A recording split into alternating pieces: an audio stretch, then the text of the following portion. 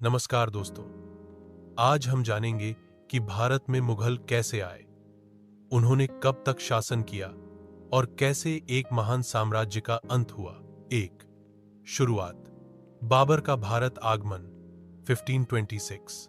मुगल साम्राज्य की शुरुआत हुई बाबर से। बाबर मूल रूप से फरगाना, वर्तमान उज्बेकिस्तान का शासक था और वह तैमूर और चंगेज खान का वंशज था। 1526 में बाबर ने पानीपत की पहली लड़ाई में दिल्ली के सुल्तान इब्राहिम लोदी को हराया और मुगल साम्राज्य की नींव रखी।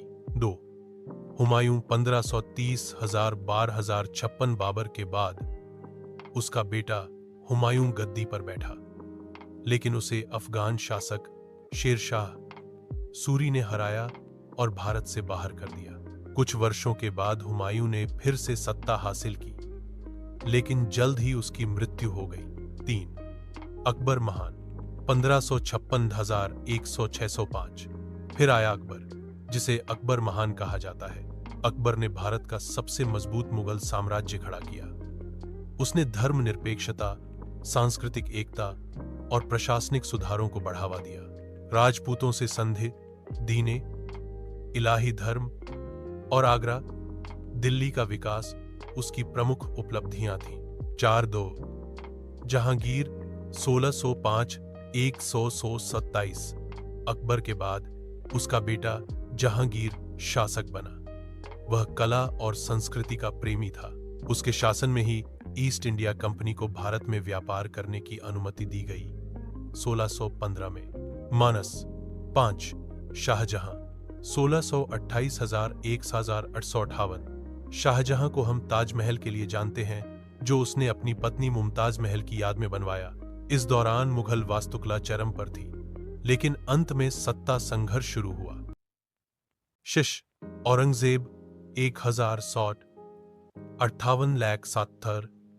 औरंगजेब ने अपने पिता शाहजहां को बंदी बनाकर सत्ता छीनी। वह एक कट्टरपंथी शासक था और पूरे भारत को जीतने की कोशिश की। उसके शासन में मराठों, सिखों और राजपूतों से संघर्ष बढ़ा। उसकी मृत्यु के बाद साम्राज्य टूटने लगा। 7 मुगल साम्राज्य का पतन 1707-1857। औरंगजेब के बाद मुगल शासक कमजोर होते गए। बहादुर शाह आई 1707-1112। महमूद शाह, अहमद शाह, शाह आलम ई सभी कमजोर और दिखावटी शासक बनकर रह गए। धीरे धीरे ब्रिटिश ईस्ट इंडिया कंपनी ने असली ताकत हासिल कर ली।